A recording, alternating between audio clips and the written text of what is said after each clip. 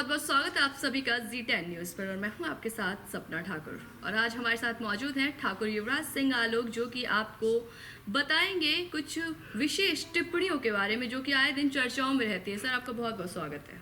जी धन्यवाद। देखिए, सबसे पहले तो मैं आपको आज लोहड़ी की बहुत बहुत शुभकामनाएं देता हूं। इसके बाद मकर संक्रांति की अग्रिम शुभकामनाएं देता हूं।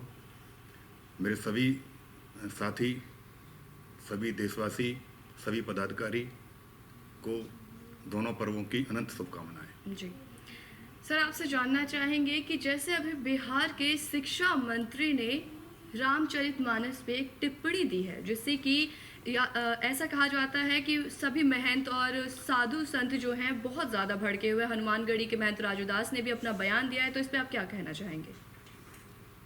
देखिए, शिक्षा मंत्री बिहार के चंद्रशेखर यादव वैसे शिक्षा मंत्री हैं, एजुकेशन मिनिस्टर हैं, तो बड़ा अपने आप में बड़ा हास्यास्पद है कि शिक्षा डिपार्टमेंट को देखने वाला एक व्यक्ति इस तरीके की बात कर देता है। ढोल गंवार शूद्र पशु नारी ये सब ताड़न के अधिकारी तुलसीदास की जो ये चौपाई है, उन्होंने इसके किस तरीके से अलग अलग शब्द के अलग अलग वक्तव्य निकाले हैं, इतनी ये जो साधारण बुद्धि की समझ में नहीं आ सकता। इसके लिए असाधारण बुद्धि चाहिए जो उनके पास है नहीं। तो उसमें हम क्या कर सकते हैं? 140 करोड़ हिंदुस्तानी क्या कर सकता है? अब जहाँ तक बात रामचरितमानस की है, हमारे सनातन धर्मियों के लिए हमारे धर्म ग्रंथों में रामचरितमानस, रामायण और महाभारत ये ऐसे पावन ग्रंथ हैं। एक हमें शिक्षा देता है कि आदर्श परिवार क्या होता है। रामायण, रामचरितमानस हमें मर्यादा में रहना सिखाती है, और एक आदर्श परिवार में पिता का पुत्र के प्रति, पुत्र का पिता के प्रति, पत्नी का पति के प्रति किस किस के क्या क्या कर्तव्य होते हैं, माँ का पुत्र के प्रति, सबके दायित्व अलग अलग करना निभाता है। ऐसा ये परम ग्रंथ है, और इसके लिए इस तरीके की बातें कर देना बड़ा दुखदायी है, अपने आप में बड़ा शर्मनाक है। महाभारत हमें दिखाता है किस तरीके से अनीति से लड़ा जाए, किस तरीके से दुराचार व्यभिचारियों से लड़ा जाए, और किस तरीके से सत्य की जीत लास्ट में आकर होती है। तो इन सारी चीज़ों को समझने के लिए बुद्धि चाहिए असाधारण। अब किसी कोई ऊंचे पद पर पहुंच जाए राजनीति में या किसी अलग फील्ड में, तो इसका मतलब ये थोड़ी है कि उसकी बुद्धि भी उस स्तर की होगी। तो उनसे इतनी अपेक्षा नहीं करना चाहिए। मैं पॉलिटिकल ग्रुप में तो यही कहूँगा कि मुख्यमंत्री नीतीश जी को, बिहार के जो हैं, उनको अपने इस मंत्री, शिक्षा मंत्री की गलत बयानबाजी पर लगाम लगाएं और उनको बोलें कि देश से जितने भी सनातन धर्मी हैं उनसे माफ़ी मांगें। किस वक्तव्य में वो इस तरीके की बात बोल गए।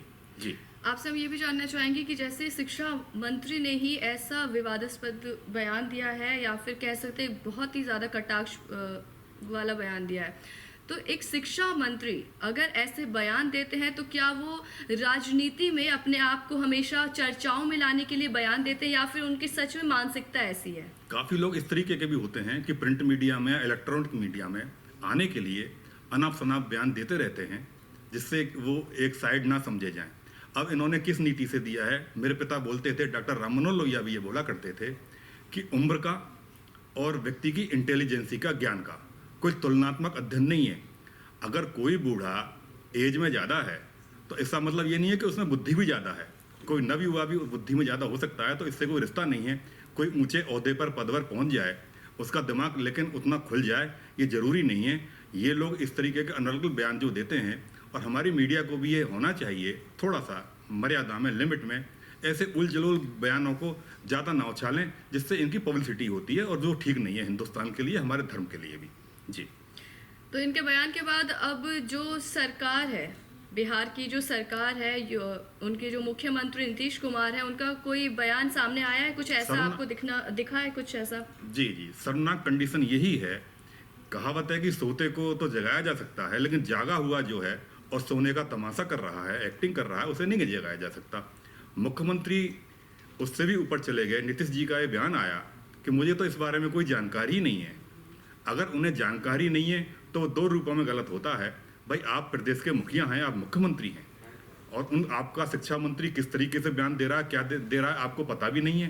ये तो आपके ऊपर भी सवाल या निशान उठ जाता है।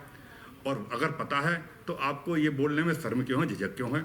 आपको यस या नो जो भी है, जैसा आपको लगता है, हाँ या ना, आपको बोलना चाहिए। बोलने में क्या दिक्कत है? कोई ये राजनीति नहीं करना चाहिए कि ऐसा बयान दे दूंगा तो वो कास्ट नाराज हो जाएगी, ऐसा दे दूंगा तो वो नाराज हो जाएगी। जाति धर्म पंथ की राजनीति हिंदुस्तान में बहुत होली और उस पर लगाम लगना चाहिए, और नीतीश जी से जैसी हम अपेक्षा करते हैं उनको इस बयानबाजी से बचना चाहिए। और अंत में समाजवादी साथी डॉक्टर राम मनोहर लोहिया के करीबी रहे, मेरे पिता के साथी रहे शरद यादव जी का देहावसन हो गया कल रात्रि 10:30 बजे 75 साल की उम्र में। उनको मैं सादर नमन करता हूँ, सादर श्रद्धांजलि अर्पित करता हूँ। उनकी काफ़ी यादें, काफ़ी स्मरण मेरे पिता के साथ रहे, और वो जयप्रकाश नारायण जी और लोहिया जी, जयप्रकाश नारायण जी के आंदोलन से निकले रामविलास पासवान, लालू यादव, मुलायम सिंह यादव, शरद यादव उसी कड़ी में थे।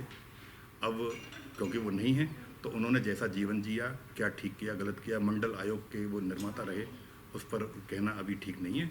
अंत में मैं सादर श्रद्धांजलि नमन करता हूँ शरद यादव जी को। जी, तो हम अपने चैनल की तरफ से भी शरद यादव जी को श्रद्धांजलि अर्पित करते हैं।